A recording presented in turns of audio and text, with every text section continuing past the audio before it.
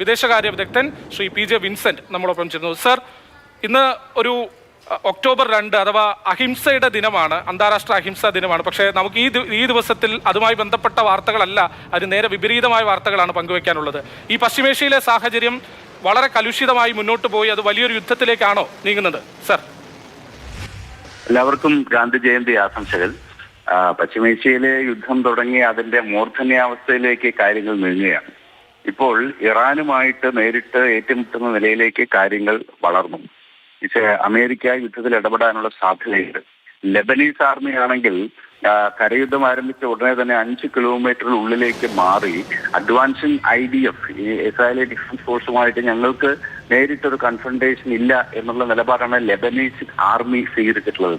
അപ്പോൾ തെക്കൻ ലെബനോനിൽ ഇസ്രായേലും ഹിസ്ബുള്ളയും തമ്മിലുള്ള സംഘർഷമായിട്ട് അത് പരിമിതപ്പെടുത്തുക എന്ന ലക്ഷ്യമാണ് എന്ന നയമാണ് അവർ സ്വീകരിച്ചിട്ടുള്ളത്. അതേസമയം ഇറാന്റെ ആക്രമണം വലിയ ഒരു പരിധിവരെ അത് പ്രതീകാത്മകമാണ് എന്ന് ഇറാൻ പറഞ്ഞിട്ടുണ്ട്. എങ്കിലും ഇസ്രായേലിനെ സംബന്ധിച്ചിടത്തോളം അവരുടെ തലസ്ഥാന നഗരമായ ടെൽ-അവീവിൽ ആക്രമണം എത്തിയിരിക്കുന്നു. അവിടെ ബാലിസ്റ്റിക് മിസൈൽ വന്ന് പതിച്ചിരിക്കുന്നു. അവരുടെ മൊസാദിന്റെ ഹെഡ്ക്വാർട്ടേഴ്സ് ആക്രമിക്കപ്പെട്ടു എന്ന് റിപ്പോർട്ടുണ്ട്. അവരുടെ സൈനിക കേന്ദ്രങ്ങളെ ലക്ഷ്യം വെച്ചിട്ടാണ് ഇറാന്റെ ബാലിസ്റ്റിക് മിസൈൽ ആക്രമണം ഉണ്ടായിട്ടുള്ളത്. തീർച്ചയായിട്ടും നേരിട്ടുള്ള യുദ്ധത്തിലേക്ക് കാര്യങ്ങൾ നീങ്ങുന്നതിന്റെ ഒരു സൂചനയാണ് ഇത് നൽകുന്നത്.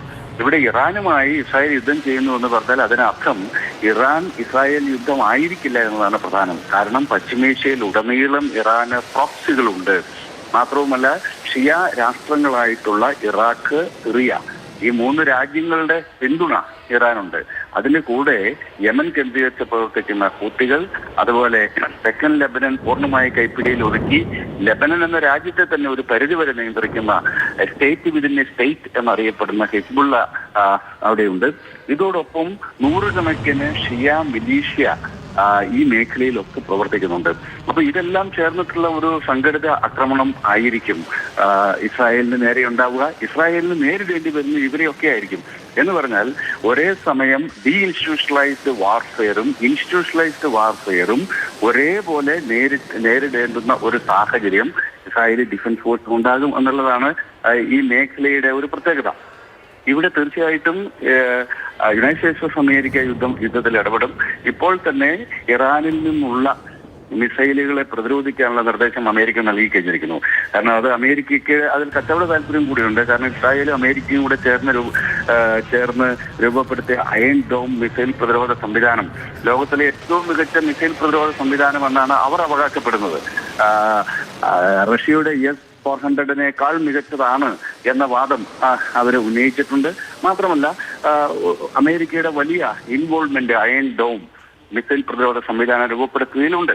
അത് ഒക്ടോബർ 7 ഹമാസ് ആക്രമണത്തിന്റെ കാലത്തും പിന്നീട് സിറിയയിലെ ഇറാന്റെ തീർച്ചയായിട്ടും അത് തന്നെയാണ്.